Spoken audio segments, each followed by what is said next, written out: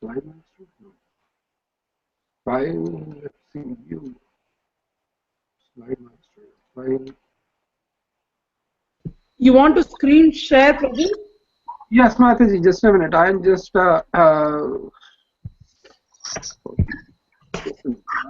I'm just opening the PPT. Okay. Or do you want us to share? No, Mataji, I'll just share the screen, Mataji. Okay. But it is view and then slideshow. Slideshow. Right, and screen share.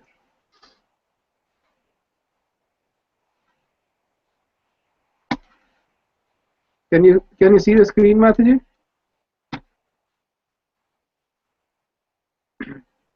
Rasika Mataji, can you see the screen? Yes, Prabhuji. Yeah, we can see your screen now. It is a slideshow, right? Yes. Module review Canto 3, we see that.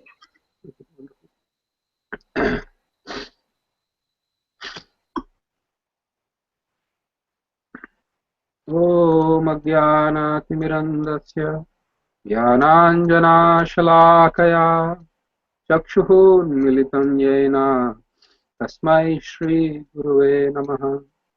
Shri Chaitanya Manobhishtam Stapitam Yena Bhutale Swayam Rupa Kadamahyam Dadati Swapadantikam Vandeham Shri Guroh Sriyutapadakamalaam Shri Gurum Vaishnavanscha Shri Rupam Sagrajatam Sahagana Raghunathanvitam Tvam Sajivam Sadvaitam Savadutam Parijana Sahitam Krishna Chaitanya Devam Shri Radha Krishna Padan Sahagana Lalita Shri Vishakhanvitamscha He Krishna Karuna Sindhu Dinabandho Jagatpate Gopesha Gopika Kanta Radha Kanta Namostute Tapta Kanchana Gaurangi Radhe Vrindavaneshwari Vrishabhanu Sute Devi Pranamami Hari Priye वाञ्छाकल्पतरुभयश्च कृपा सिन्धुभ्य एव च पतितानां पावनेभ्यो वैष्णवेभ्यो नमो नमः। जय श्री कृष्ण चैतन्य प्रभो नित्यानंद श्री अद्वैता गदाधर श्रीवासदि गौरभक्तवृंद। हरे Krishna Krishna Krishna Hare Hare Hare Rama, Rama Rama, Hare Hare. I'll just repeat a few more verses. Like Srimad Bhagavatam, and then we can start. Sarva Shastrabdipiyusha, Sarva Vedaika Satphala, Sarva Siddhantaratnadhya, Sarva Lokaika Driprada, Sarva Bhagavata Prana, Srimad Bhagavata Prabhu. Kali Dvandota Aditya Shri Krishna Parivartita Paramananda Pathaya Prema Varsha Aksharayate Sarvada Sarvasevyaya Shri Krishnaya Namostume Madeka Bando Matsangin Manguro Manmahadhana Manishtarak Madbhagya Madananda Namostute Sadhu sadhu tadain ati nicho chataraka anamum cha kadachinmam premna krit kantayo spura. Hare Krishna. I welcome all the devotees for the class today. Thank you for joining for the last class of this module. So today we'll have the module review for 5 chapters, which is 29th, 30th, 31st, 32nd, and 33rd. Usually we do not have so many chapters for module review, but somehow or other we kind of have that, so we go over those.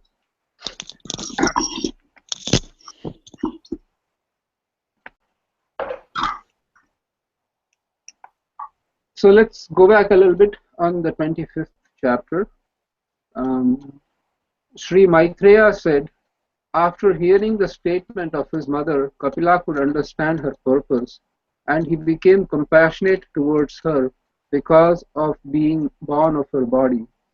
He described the Sankhya system of philosophy, which is a combination of devotional service and mystic realization, as received by disciplic succession. So the whole of Kapila Dev's instructions have the basis around these two words, which is combination of devotional service and mystic realization. In the 25th chapter, Lord Kapila glorifies devotional service. In the 26th, 27th, and 28th chapters, 26th and 27th, my apologies, he analyzes the material nature, which is the Sankhya. In the 28th, he starts off more by describing bhakti, and in the 29th chapter, which we go in the next slide, describes bhakti affected by gunas as well as pure bhakti. And then the next aspect is giving respect to living beings and the power of time. So these are the 4 chapters that are being described here. And so Devahuti asks Lord Kapiladev about a devotional service in different modes. And in 3 verses, 3 or 4 verses, Lord Kapila says that those who are violent, envious, proud, and who execute devotional service, they are in the mode of ignorance. Those who worship the deities in the temple with a desire for fame, name, opulence, they are devotees in the mode of passion. And those who worship the Supreme Lord, offering the results of their activities to Him with the desire to get out of the fruitive entanglement, they are in the mode of goodness. And then Lord Kapila further says about the qualities of pure devotees, about how pure devotees, they are uninterrupted in their service and they don't desire anything from the Lord for their service. Let's see if we have missed any more points in there. 29. So, and then after describing the different kinds of devotional service, the Lord actually goes ahead and says that one should respect all the living beings, and seeing the super soul present in all the living beings, he gives the different grades of living beings, and he says that those who are the animate objects are superior to inanimate, and amongst animate objects he gives the gradation of different species of life. At the end he says that those who differentiate between the different species with a differential outlook, the Lord says is that I cause fear of death in him. And at the end he also says that he mentions about Kanishta devotee, and the Kanishta devotee is fearful because he just worships the deities in the temple, but he fails to offer respect to other devotees. And the Lord says that that is not the best state of service to be in. One should quickly graduate to respect all the living beings. And in the end, Lord Kapila explains the time factor.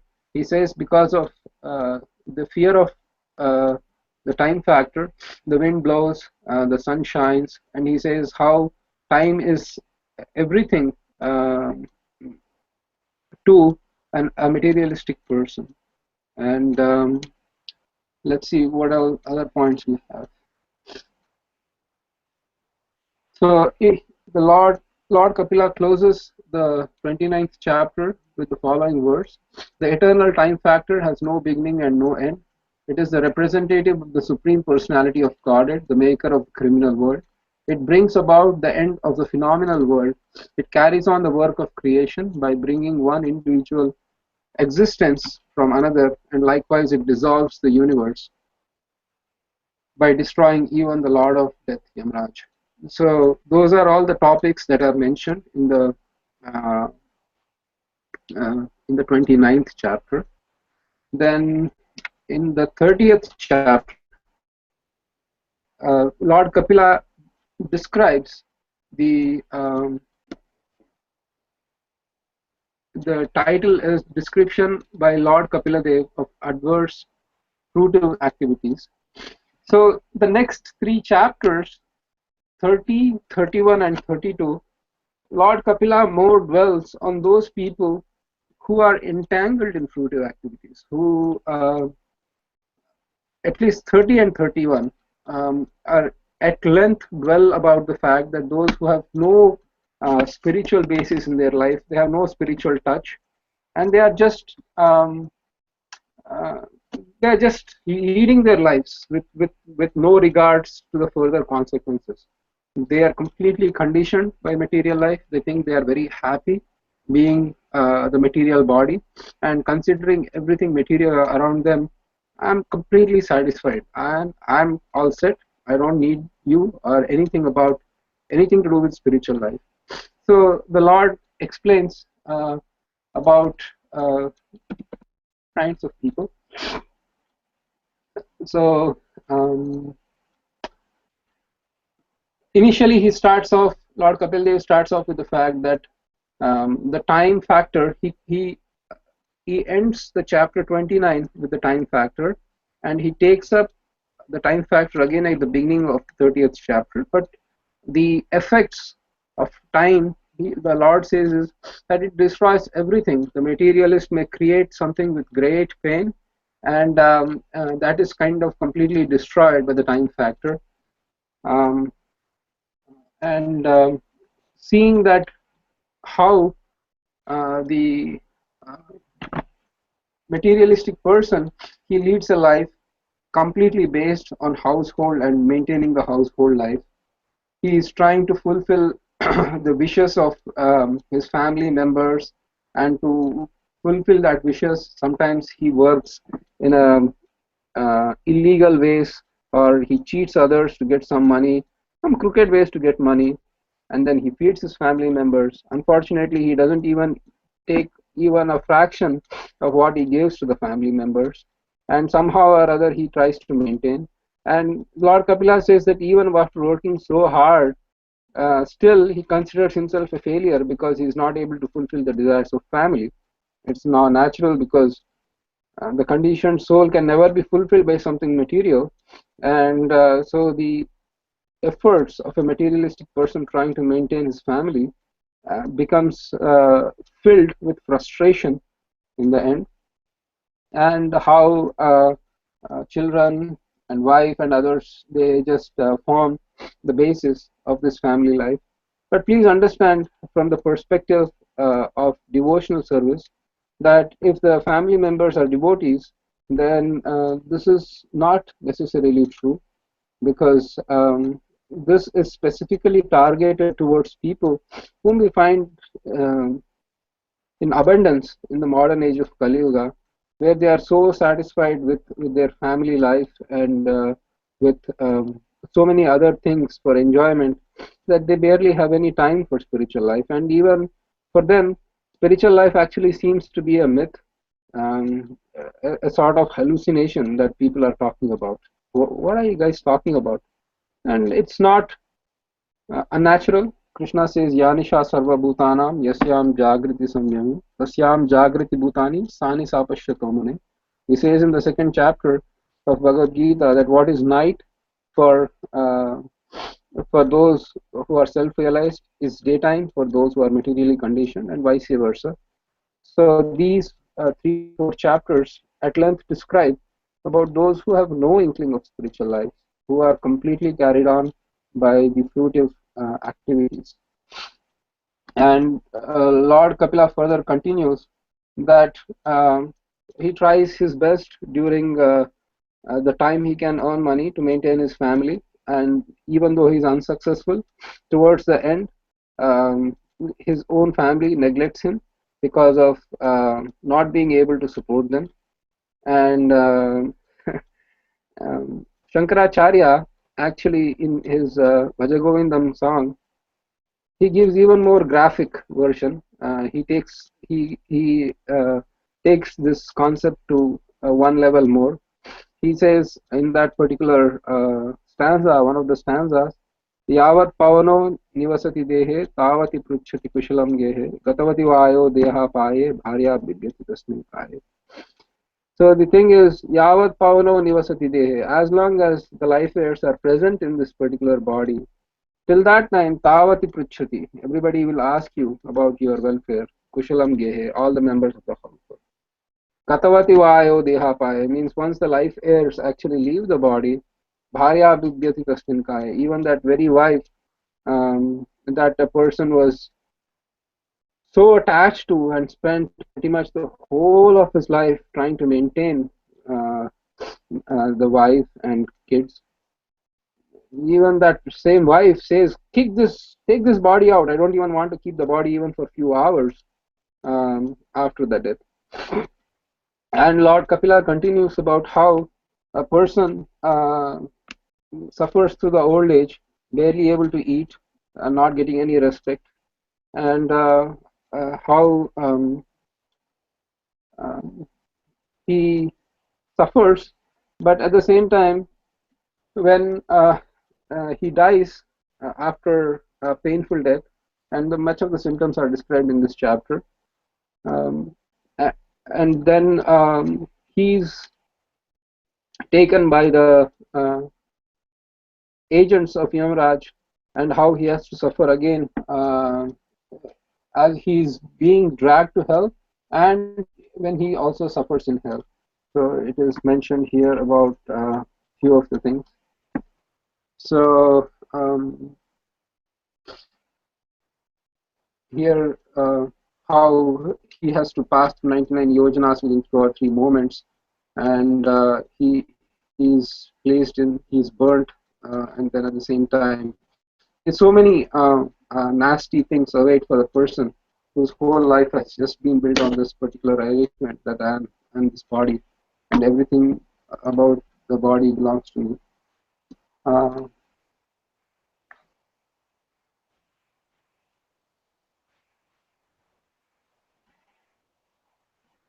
I don't know. Sri Gopal Prabhu is there, or did he leave? I don't see him. Okay. Looks like he got disconnected, Prabhu. Okay. That's fine. So the next chapter, 31st chapter. So here it is a little different because Lord Kapiladev, he first starts off with the youth and how he maintains, how he maintains the family life and how the consequences a person, materialistic person, has to face, then death, and then again it goes back to birth. So the next step he goes is 31st chapter. The Lord talks about is Kapila's instruction on the movement of the living entities. Then he goes about to describe the birth of the child and how it so happens that the child is the man and women, when they meet together, then the child takes birth in the womb, and how from like a plum the child grows on, and it goes on to describe how at the end of each month certain developments takes place in the fetus, and how by the end of 5th, 6th month the hunger, thirst and everything is felt, and the child is really uncomfortable in the cage of his mother's womb, and how the movements are completely restricted. At this point of time, the child is so severely um, afflicted that he prays to the Lord within the womb of his mother. In fact, he begs the Lord that may I be kept in this in the womb of my mother, so that rather than come out and forget you, I might as well suffer and stay. So this is another concept that comes about again in Srimad Bhagavatam. It does not necessarily mean that to realize God one has to hurt themselves or seek out unfortunate situations or unpleasant situations or even painful situations.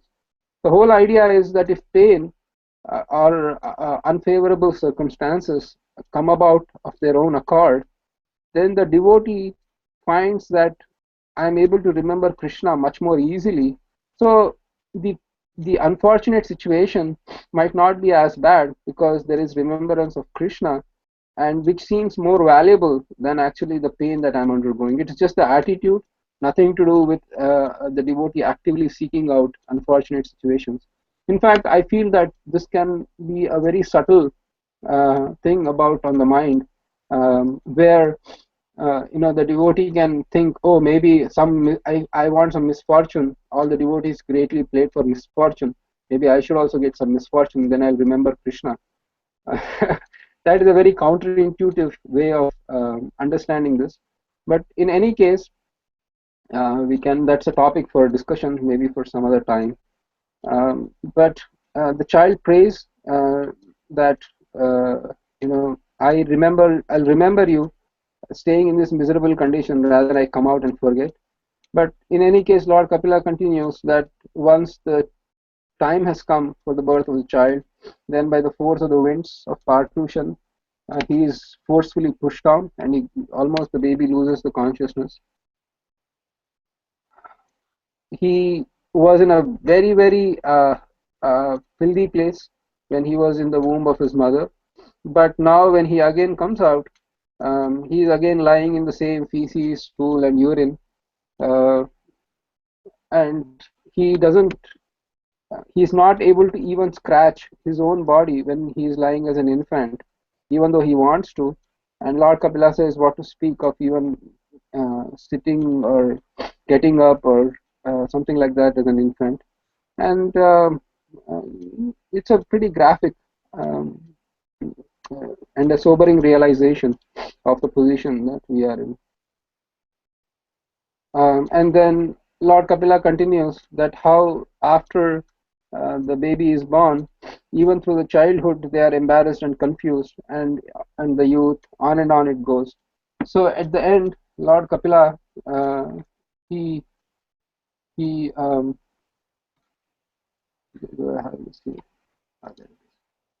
Lord Kapila, he continues to say that these are the supreme instructions that he gives.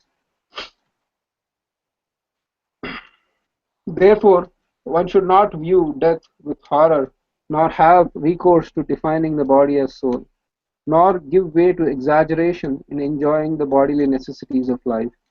Realizing the true nature of living entity, one should move about in the world free from attachment and steadfast in purpose. Endowed with right vision and strengthened by devotional service and a pessimistic attitude towards material identity, one should relegate his body to this illusory world for his reason. Thus one can be unconcerned with this material world. One of the practical aspects is how pessimistic should a devotee be, or how much of a pessimistic attitude the devotee should have to this material world. Again, it comes on from the state of one's consciousness. For example, if you are a brahmachari, then it's healthy to have a pessimistic attitude towards women, but when that is not combined with detachment and renunciation, that sort of pessimistic attitude can turn into hatred. And more often than not, we have seen that happen even within ISKCON, where there is an undue anything. It has to be a fine balance, and that pessimistic attitude, one should cultivate in a healthy way. If one doesn't cultivate, it comes naturally when one advances in spiritual life. But one should be very cautious to make sure that that pessimistic attitude against anything. Maybe it could be the pessimistic attitude towards fame, it could be a pessimistic attitude towards money, it could be a pessimistic attitude towards society or our own family members. We hear about all these instructions about how we are not this body and we are spirit soul. But and that pessimistic attitude might sometimes help a devotee advance, but when it is taken to a unhealthy level, then that turns into either offense or hatred against your own family members, and that causes offenses. If your family members are devotees, in which in our case most of the family members, it is true. So we have a pessimistic attitude, but it should be reasonably tinged, tempered with um, proper renunciation and devotional service to back it up, not just on a mental level. So we just go on. So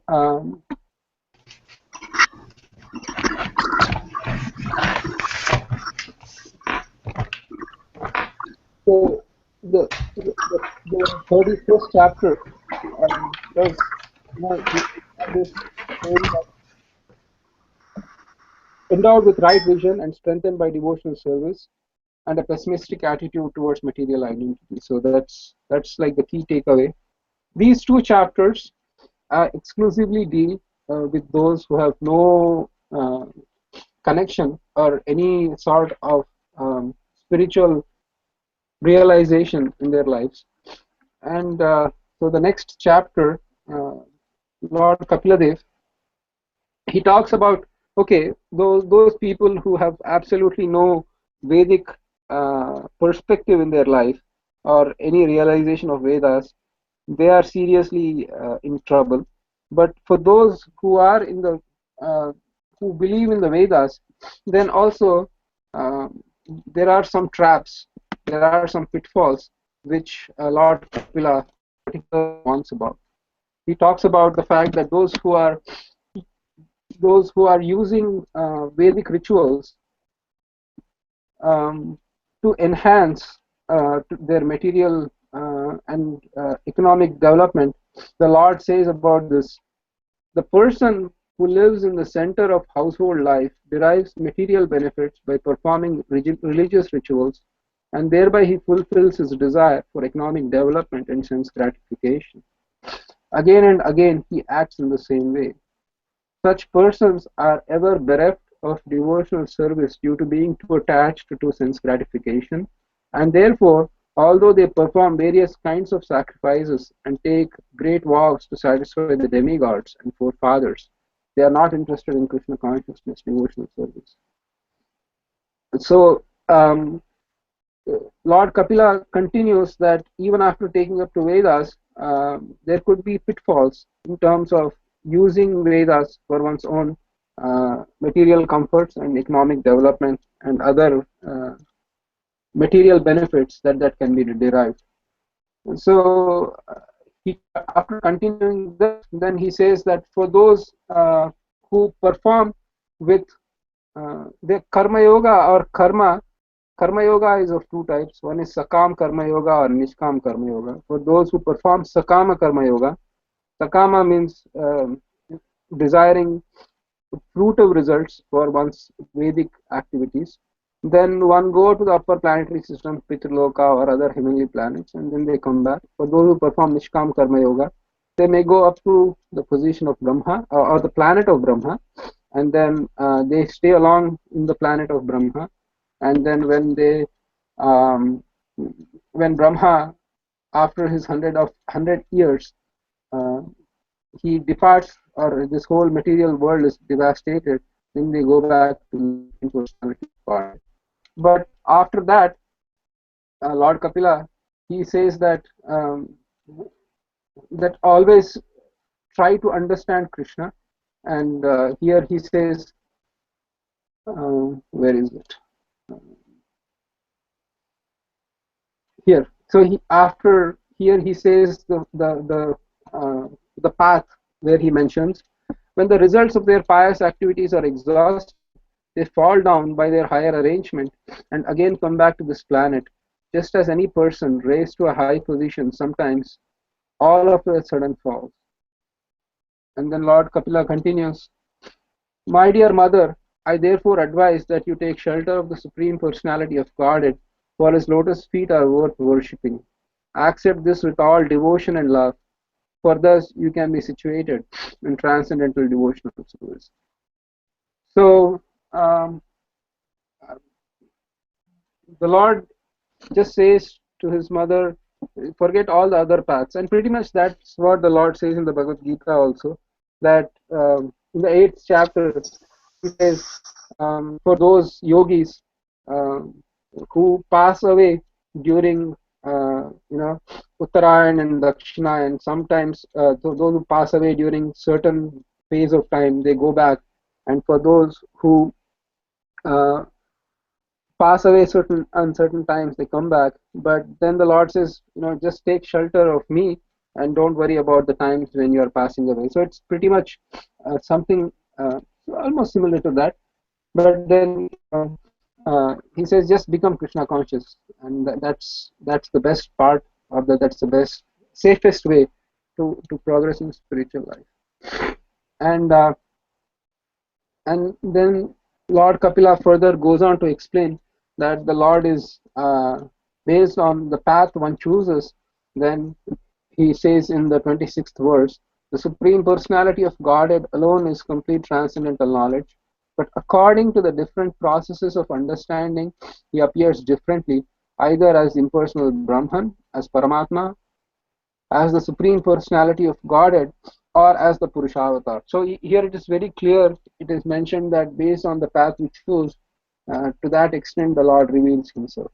And process of devotional service, we can understand the complete realization of the Supreme Personality of Godhead. And so all the other paths which are mentioned are also much better than just being stuck in the fruitive activities of this world under the illusion that I am this body. And and further continues that philosophical research, here is another thing, another nice point. Philosophical research culminates in understanding the Supreme Personality of Godhead. After achieving this understanding, when one becomes free from the modes of material nature, he attains the stage of devotional service. Either by devotional service directly or by philosophical research, one has to find the same destination, which is the Supreme Personality of Godhead. So, the process of Sankhya Yoga, which the Lord mentions, does culminate in devotional service, and based on the devotee's advancement, the devotee realizes the Lord as either Paramatma, which is mentioned in the earlier chapters, or as the Supreme Lord, Bhagavan. But so the whole idea is that Sankhya helps one to enable to see the material world as not something which is permanent, and thus that gives impetus to seek out Krishna. But if one is fortunate enough directly to be in Krishna consciousness, then one doesn't have to follow the path of Sankhya or the other paths. One can go directly. And then the Lord further continues about this justification of seeing Krishna according to one's vision, and then which nicely also fits into the verse ye yathamam prapadyante tamstateva bhajamyaham mama vartmano vartmante manushya partha sarvasha, which means that how the Lord appears to everybody based on their pursuits of trying to understand him. If for a materialistic person, then the Lord just appears as matter, and then as death. And then Lord Kapila, he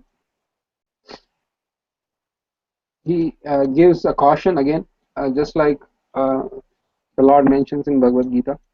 This instruction is not meant for the envious, for the agnostics, or for persons who are unclean in their behavior, nor is it for hypocrites, nor for persons who are proud of material possessions. It is not to be instructed to persons who are too greedy and too attached to family life, nor to persons who are non-devotees and who are envious of the devotees and of the personality of Godhead. So, again, few of these instructions we have seen also in Bhagavad Gita about how the Lord says in the 18th chapter that this is not to be given, or this is not to be told to those who are envious of me and who do not have sufficient sacrifice or tapasya or austerity. Then the question is, why are we going out and distributing books? Why are we preaching? Why are we doing so many activities? Um, the short answer to that is that bhakti, you can't preach jnana or sankhya to those who are envious of the Supreme Lord, those who do not have sufficient austerity. But bhakti is something so pure and so powerful, and it has the unrestricted capacity to deliver anyone from any stage of life. So giving bhakti, following the footsteps of Sri Chaitanya Mahaprabhu, is pretty much recommended. And eventually our only hope will be that to those who give devotional service, they take up to it, and they are cleansed of all their misgivings. And that's the hope by which we go and we teach to others. Sometimes people take it, sometimes they don't. But bhakti is so potent and powerful that it doesn't need any prerequisites, and that's the reason sometimes we hold open classes on Bhagavatam in the temple. For example, if we have a third canto class going on in the temple, then everybody is free to come. There is no bar. We don't question anybody at the door saying, "Are you envious of God?" You don't have to come. So that's the reason why we do what we do, and that is one other point. Let's see, any other points? Um, the Lord gives this beautiful benediction at the end of the 32nd chapter. Ya idam shrunuyadamba shraddhaya purusha sakrit yo vabi datte machittaha sahyeti padavim jame. Anyone who once meditates upon me with faith and affection, who hears and chants about me, surely goes back home, back to Godhead. So this ends the 32nd chapter, and it's pretty much the end of Lord Kapiladev's instructions, starting from the 25th chapter. So it's 7 chapters of instructions by Lord Kapila, covering Sankhya, covering devotional service. Sankhya Yoga, which the Lord himself says it's a mixture of Sankhya and Bhakti, which is mixed together. And the Lord gives, starts off with devotional service, pure devotional service in 25th chapter, and then in 26th and 27th, he gives Sankhya or analytical study of matter. In the next 28th, 29th, 30th chapters, he gives pure devotional service, he gives mixed devotional service, he talks about time and the super soul and a few other items. And in the chapter 31 and 30 and 31, he talks about those who are completely against the Supreme Lord and any sort of spiritual path, and he shows how they have to suffer severe tribulations identifying themselves with the body and maintaining the body, family, etc., and so many things. In the 32nd chapter, Lord Kapila talks about Sakam Karma Yoga, Nishkam Karma Yoga, and then about Bhakti Yoga, and then he ends his instructions in the 32nd chapter. Let's go to the 33rd chapter. So after instructing his mother, Lord Kapiladev departs to the forest, but not before Devahuti offers prayers to the Supreme Lord. So few of the famous prayers are there in this. Devahuti starts off with this prayer. she first, uh, so we'll go off the first verse. Thus Devahuti, the mother of Lord Kapila and wife of Kardama Muni, became free from all ignorance concerning devotional service and transcendental knowledge. She offered her obeisances unto the Lord, the author of the basic principles of Sankhya system of philosophy, which is the background of liberation, and she satisfied him with the following verses of prayers. Devahuti said, Brahma is said to be unborn because he takes birth from the lotus flower which grows from your abdomen while you lie in the ocean at the bottom of the universe.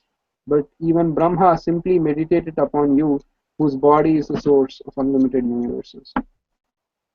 And then she continues.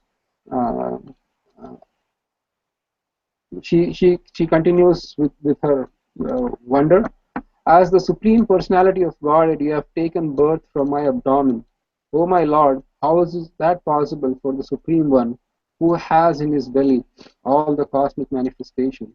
The answer is that it is possible for at the end of millennium you lie down on the leaf of a banyan tree just like a small baby and you lick the toe of your lotus feet. And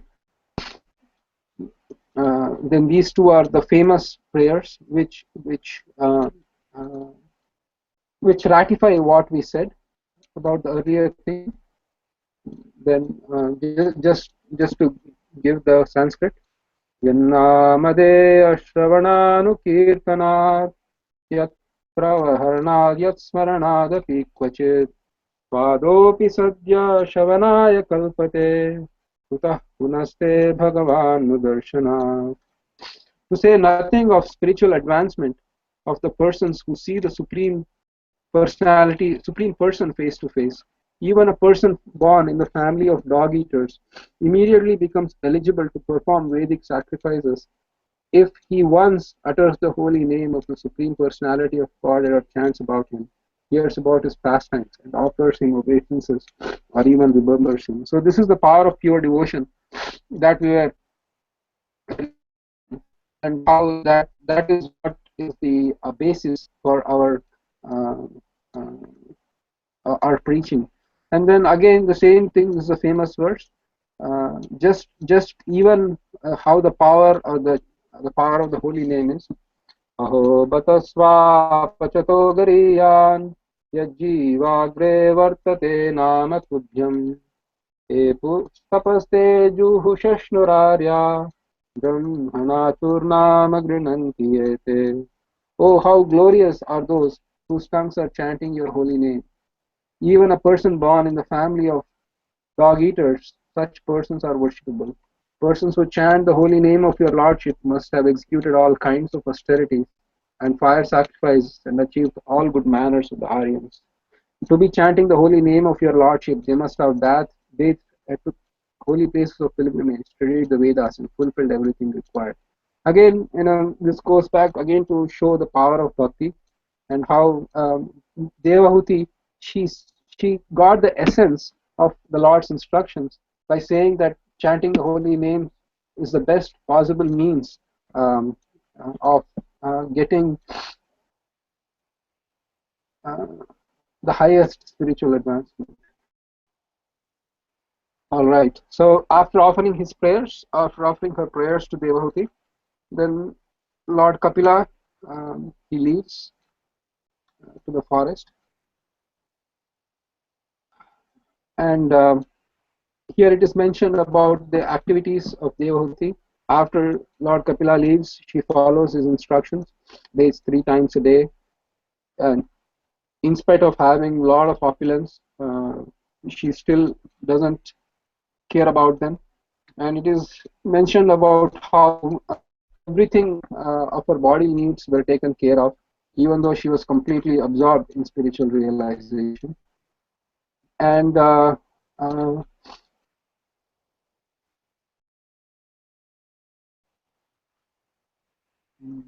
so here is the result of her austerities. She did so with serious engagement in devotional service. Because she was strong in renunciation, she accepted only the necessities of the body. She became situated in knowledge due to realization of the absolute truth. Her heart became purified, and she became fully absorbed in meditation on the Supreme Personality of Godhead, and all misgivings due to modes of material nature disappear. So it goes on to show about how she achieved spiritual perfection. And uh, again, the Lord's statements in Bhagavad Gita are echoed here, where he says that even though one is a woman or a laborer or some Vaishya or some things, even though they can be purified by this knowledge. So this is a practical example about how Devahuti achieved perfection, even though externally she appeared to be situated in a woman's body. So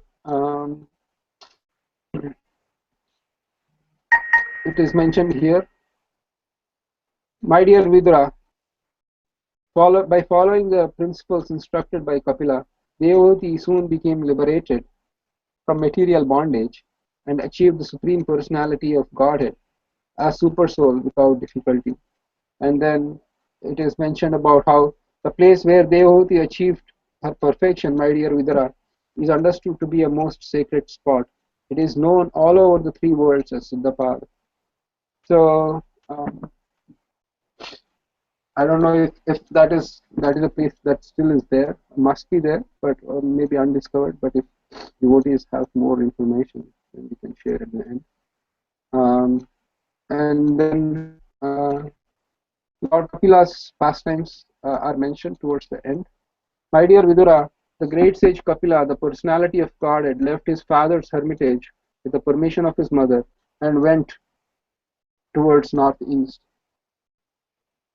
While he was passing in the northern direction, all the celestial denizens known as Charanas and Gandharvas, as well as the Munis and the damsels of the heavenly planets, prayed and offered him all respects. The ocean offered him oblations and a place of residence. Even now, Kapila Muni is staying there in trance for deliverance of the conditioned souls in the three worlds, and all the acharyas or great acharyas of the system of Sankhya philosophy are worshipping. My dear son, since you have inquired from me, I have answered. O sinless one, the descriptions of Kapiladev and his mother and their activities are the purest of all pure discourses.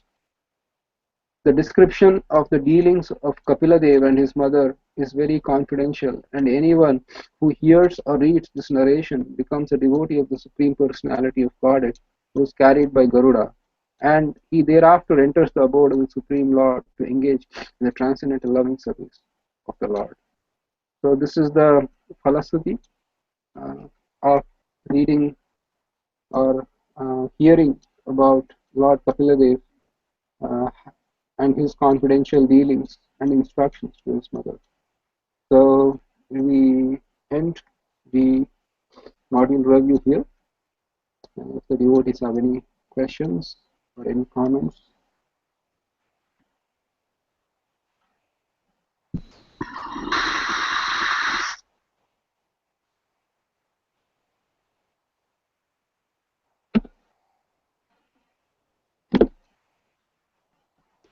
Hare Krishna, Prabhuji. Dandavata. Hare Krishna, Mataji, Dandavata. Nice, Prabhu. Thank you so much for just taking through the whole thing. I have a question from the assignment that you asked us to create, Prabhu. I'm looking at the question. It has the first question actually had two parts to it. One was the last part is you could also include how food is exchanged in social life among friends, family, co-workers, etc. So I didn't get that question exactly. I'm sorry, Mataji, can you repeat the question? Is it serving prasadam to your friends in social circle, or like in general, how is it exchanged in social life? Okay. Mataji, I'm sorry, I couldn't get your question, Mataji. Can you just repeat? I'm asking about the assignment questions that we had. Can you hear me now? Yeah, I can. Yeah. 29 actually has questions about deity worship, and towards then it also has. You could also include how food is exchanged in social life among friends, family, co-workers, etc. Right. part of that is that after deity worship we have the prasadam which is offered to deities, right? So we can use that to the idea is that Lord Kapila says that those who worship the deities in the temple, not giving respect to other living entities, they are not being they are they are fearful at the time of death, and I really am not happy with those people who have that differential outlook. Oh, here is the deity in the temple. Here is, I don't know, okay, that kind of thing. So part of the deity worship is you offer to the deities, and can you share it with your friends as a mark of respect towards other living entities. So sure, we can. Hanumat Prechak Maharaj says that if your workplace has that water filter where they have inverted that, they have it in your home, right, Mataji? Yes, yes. So Maharaj actually once suggested that you take some Maha water and put it in that jar. Oh, okay. So everybody who gets the water will drink it. Yeah, yeah. Oh. So, Actually, in some of the purports, this was given, Mataji, about the same what Prabhu said, the prasadam distribution. Oh, okay. Yeah, yeah. I just wanted to make sure, Mataji. I mean, I haven't read all of them, but I was just thinking that, the most important thing is Haribo Advaita wants to say Haribo to everybody. uh, yeah, my main question I was just thinking about is whether we can also compare, the Karmi people who actually, cooked or, they cook so much that is not offered, or it's just for show off. So I can make this, I can make that. You come across these people. So I was just thinking that if it was to compare in that aspect also. So yeah. sure, yeah. It's a question. You can definitely add your realization to see how that can be kind of addressed. Yeah. Thank you. Thank you, Prabhu. Thank you. Prabhu, Mataji, are you done? Okay. Yeah, Prabhu, Mataji, I had one more, but you can go ahead. I'll ask later. No, Mataji. I'm just looking for that exact point, Mataji. So maybe you can go in the meantime. Okay. Thank you very much, Prabhu, for the very nice summary and the chanting of the verses and all. It was very nice. I had a question yesterday when we were doing the assignments. We were talking about it. So this chapter 30, 31, or especially I think 30, it explains about in such a graphical way, the punishment the living entity will get, after death and going through different species and all that. So I was just wondering, what is the purpose of this punishment? Like, in the sense, does he remember it? Like, after going through all these things, going through different species, and he takes a human birth, will he remember that, and will it help him not commit those activities again? Like, what is the purpose of the Lord going through such a elaborate process of punishment? Like in the modern judicial system and all, like, people, they see the punishment they have, or they see the punishment others go through, and there is some fear created in their minds. So the punishment that we go through in hell and all that, does it leave something in our subtle body or something? Nice question. Let me see if I can bring it up here. Let me share the screen and see if I can show you that.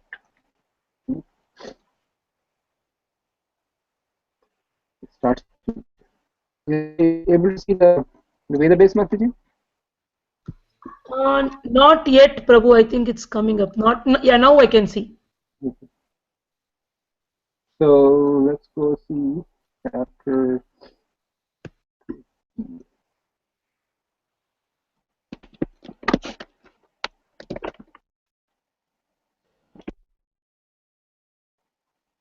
So here in this particular verse it is mentioned, while carried by the constables of Yamaraj, he is overwhelmed and trembles in their hand. While passing on the road, he is bitten by dogs, and he can remember the sinful activities of his life, and he is thus terribly distressed.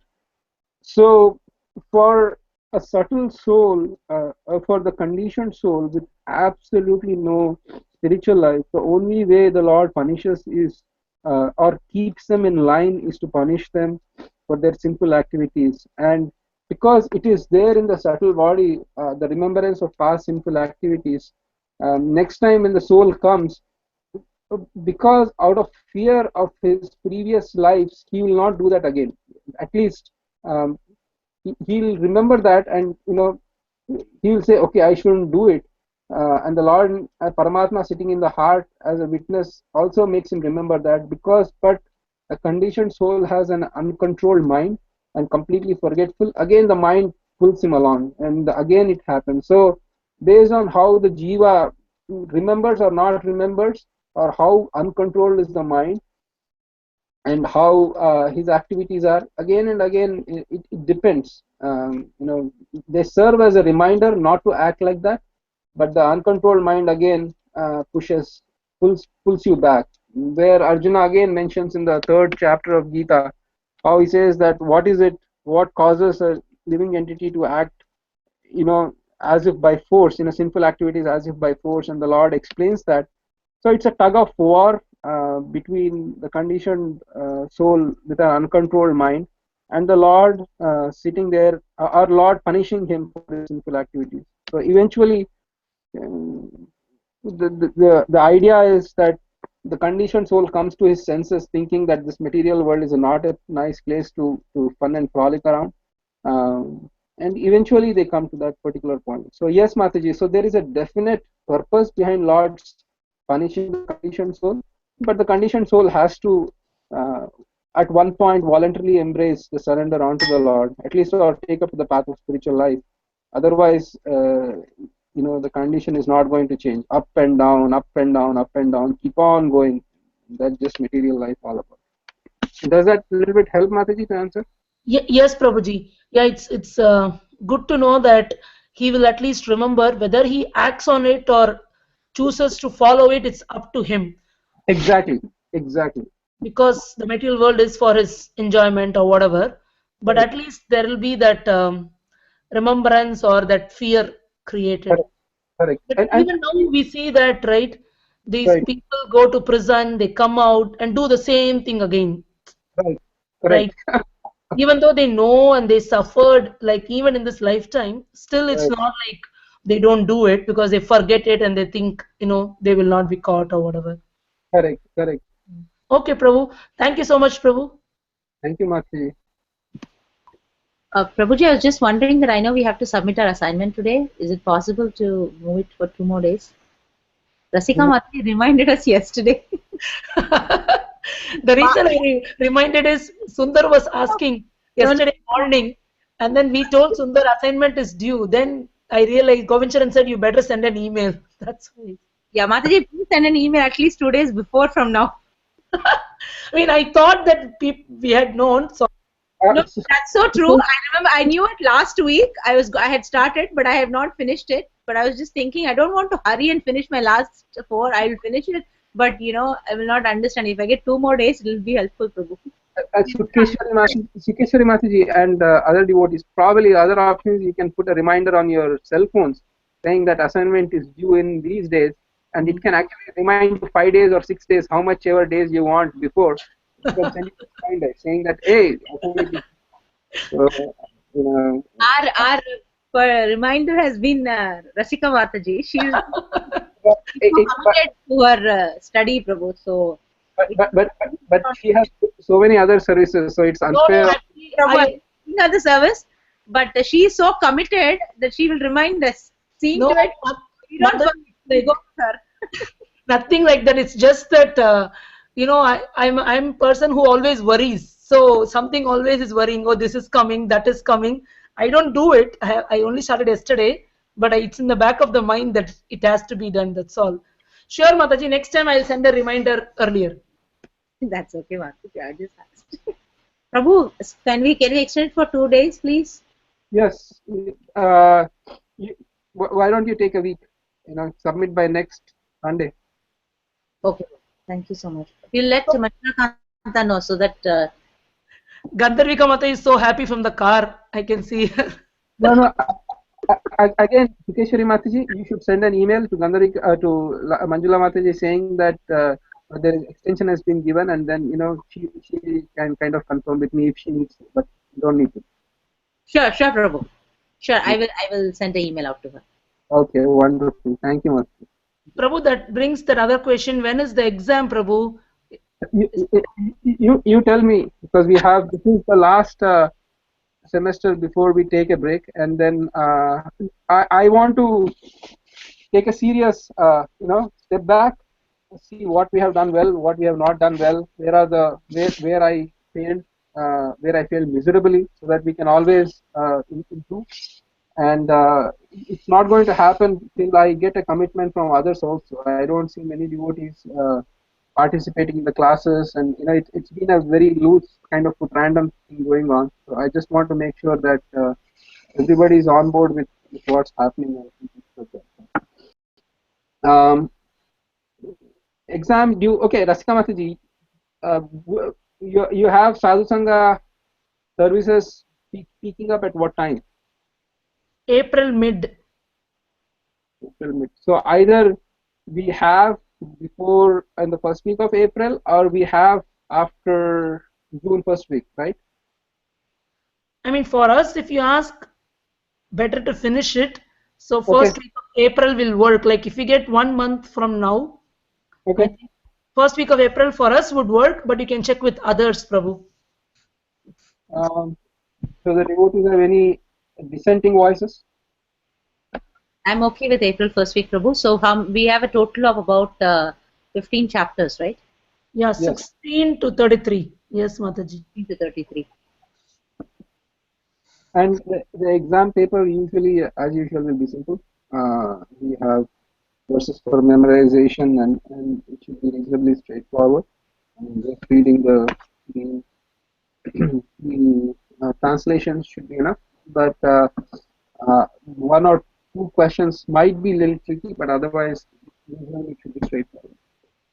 Prabhuji, I have a question. So, are we not getting the answer papers back? I mean, not answer papers, the marks back, Prabhu, for Bhakti Vibhava usually? You should get it in the next few weeks, Mataji. No, but I don't remember. Did we get it for the first semester and the? No. I graded few papers. I haven't graded, so I am hoping to catch up also. Oh, okay. So I think Prabhu told that everyone passed. Yeah, but I'm just thinking that in Bhakti Shastri we got marks. So I was just wondering if there's any mark system for Bhakti Vibhava. There is, but at this point of time, it is a composition of your presentation, class attendance, essays and exams. So it combines everything. Nice.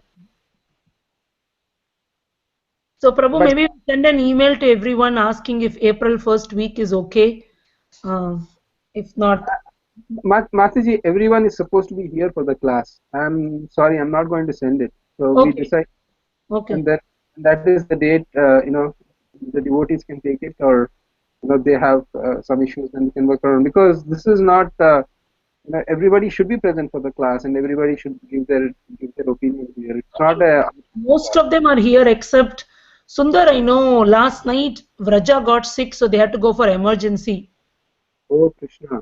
Yeah, she has some throat infection, it seems. Vishaka said some name. So they had to go to emergency, get some shots for her. So I think probably that's why he's not here. No, that's okay. And I don't see Sri Govinda Prabhu either. So he just joined. I saw him some time ago, Prabhu. He's there. I'm here, Prabhuji. Hare Krishna. Oh, I joined like 10 minutes before. Sorry for the delay, bro.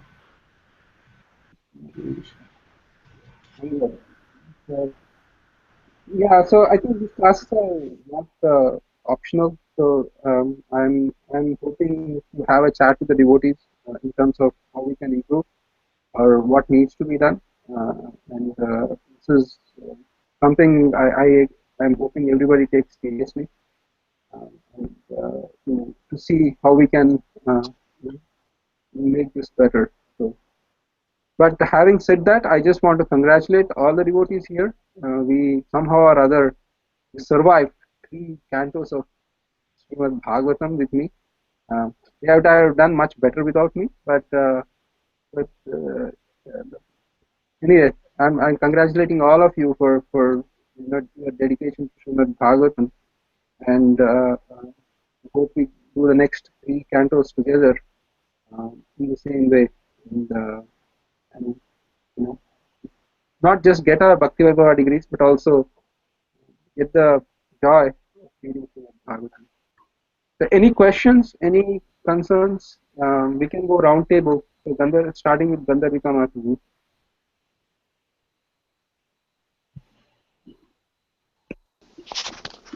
Dandavat Srivas Prabhu, thank you very much for the presentation. I'm okay with whatever dates we discussed, and no more questions, Prabhuji. Thank you, because I have to study a lot more. Fair enough. Fair enough. Yes. Thank you. Thank you, Prabhuji. Haribol. Haribol. That's one of you going for it.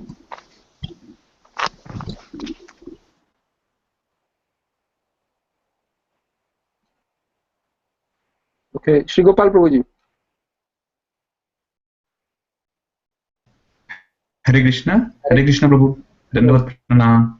Thank you so much for the nice presentation, and I'm very grateful for you because without this class I would not have attempted even to listen to Bhagavatam. But so I'm very grateful to you and all the devotees. It is very nice to be leading in the association of the devotees. I don't have any questions, Prabhu, and I'm also okay with the dates for the exam. Hare Krishna. Thank you, Shri Gopal Prabhu. Shri Prabhu, any words of wisdom? Hare Krishna. Sorry, bro, I got delay in joining today, and thank you, Shukeshwar Mabji, for helping us to extend the date. I needed that badly.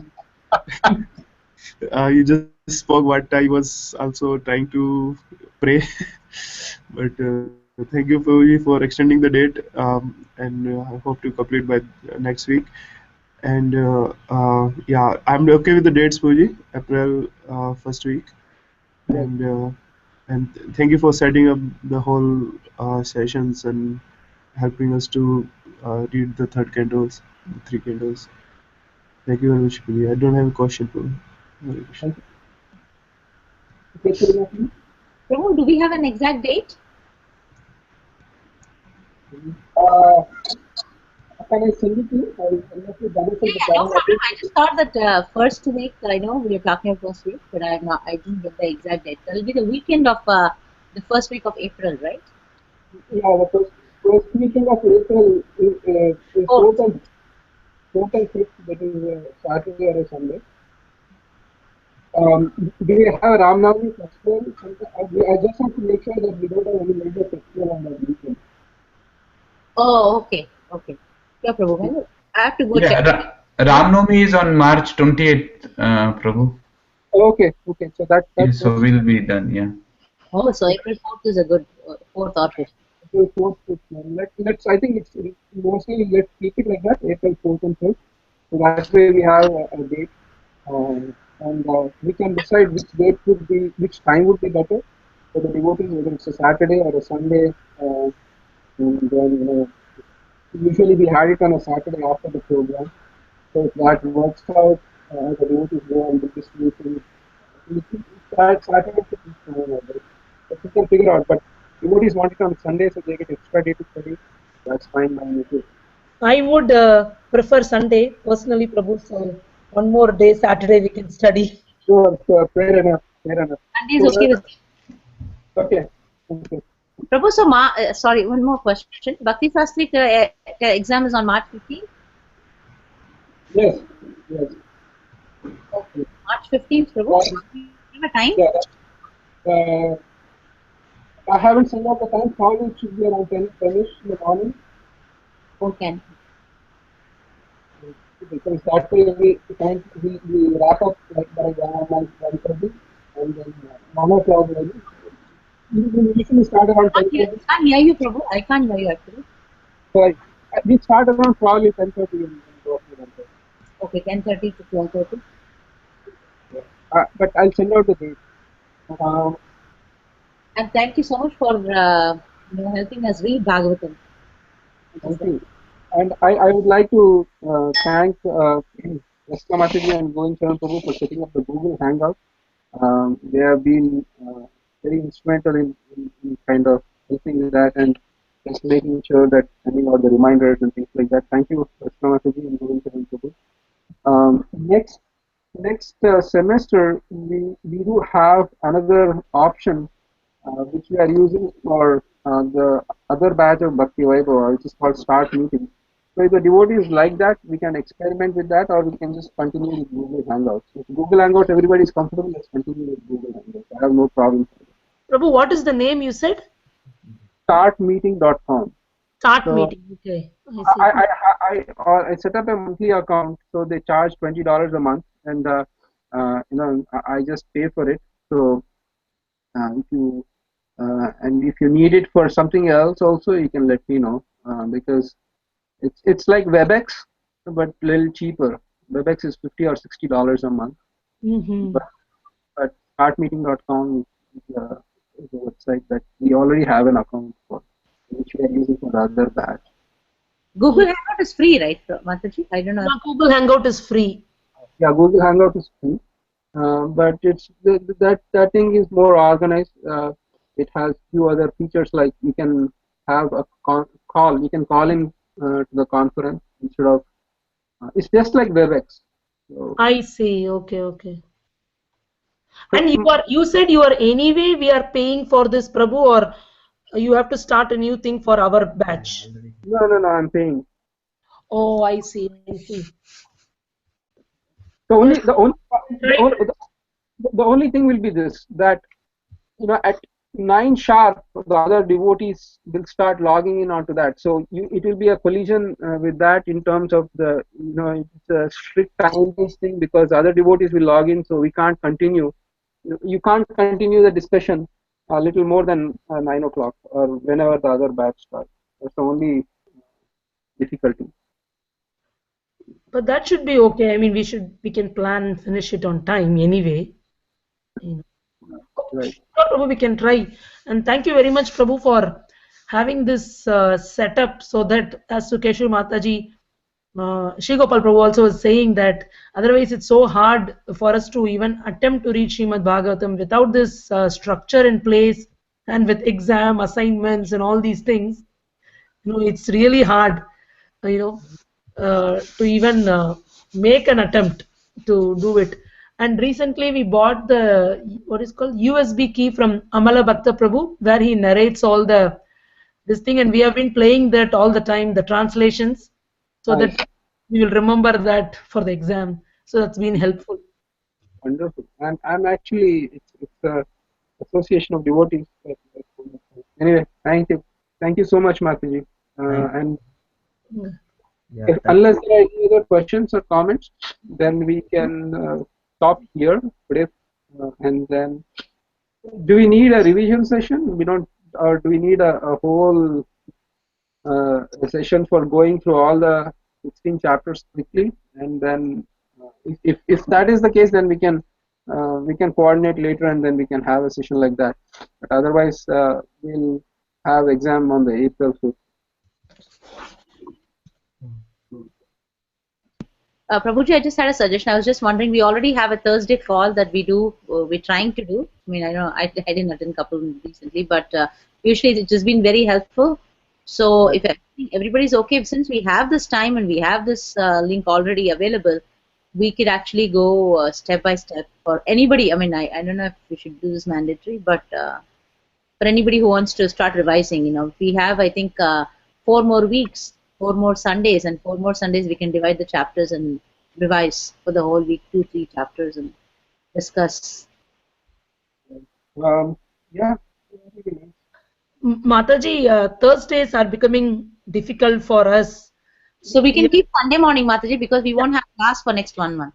Yeah, Sunday morning is good. Yeah, that's what I was saying, that instead of Thursday, we can do it on Sunday. And so we can actually have it, we can put a schedule, so we can have 3 chapters and finish the entire thing.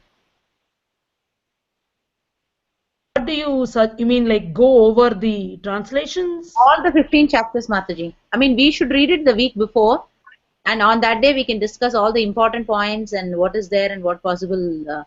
Like what questions can come from them? Yes.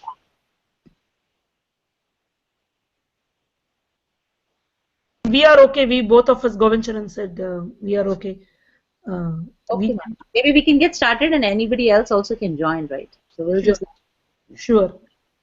Thank you, ma'am. Unless we are in a school-like setup, it's hard to study.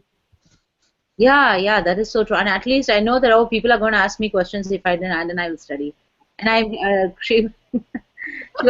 I study only because you give me assignments and exam. I'm only related to earning good grades and showing off. Nothing to do with Krishna. I am also such a fruitive mentality. Mataji, it doesn't matter. You are reading Srimad Bhagavatam, that matters. It doesn't matter what your motivation is. I really don't even mind why you are reading. The reading Bhagavatam, the Bhagavatam will have its effect. It's like taking a pill without knowing its potency, and for any other reason it will act. So you think I am reading Bhagavatam for fruitive mentality, but the Bhagavatam acts in a way different way than what you think. So it doesn't matter. You are attached to Bhagavatam. You are reading Bhagavatam. That's all. It's like every time during exam I study, then I feel, oh wow, it's so nice to read. I'm reading in such a hurry. Next semester I have to read before. All that, like what they call Smashan Vairagya, all that comes, again it goes down. It's sounding like to me, Mataji. It's sounding like my life you are reciting. Oh, Shigopal Prabhu got back. Prabhuji, we are going to do every Sunday. We are planning to read, do revision, Prabhu. We'll say I'll try to make a schedule and send it out. Mataji, I'll discuss with you. Okay. Thank you, Mataji. Okay, My battery died on me, so I just plugged in. Oh, no, I just want to let you know. I know you dropped off. Okay. Sorry, Prabhu, I have to log off now. We have a Sadhu Sangha call in 15 minutes. Okay, wonderful. Even I have the next batch, so we are all good on the time span. All right. So if not, we can regroup. I mean, if you want one session just before the exam, just to go over some question and answers, we can do that. But otherwise, we'll meet whenever we can meet. I am eternally grateful for all your association. So, Vanchakalpa, Tarubhyascha,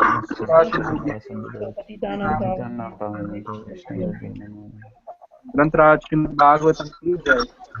Prabhuji, are you going to give some important question answers? Important question and answers. I said one important question and answer is the Maya has two different types of potency, the throwing potency and the covering potency. That you read. Okay. Anyway, as you said, we'll have one class. Maybe in that class we don't have to talk about it now, Prabhuji. I think it's late anyway. Okay, sounds good. All right then, huh? Thank you so much. Krishna.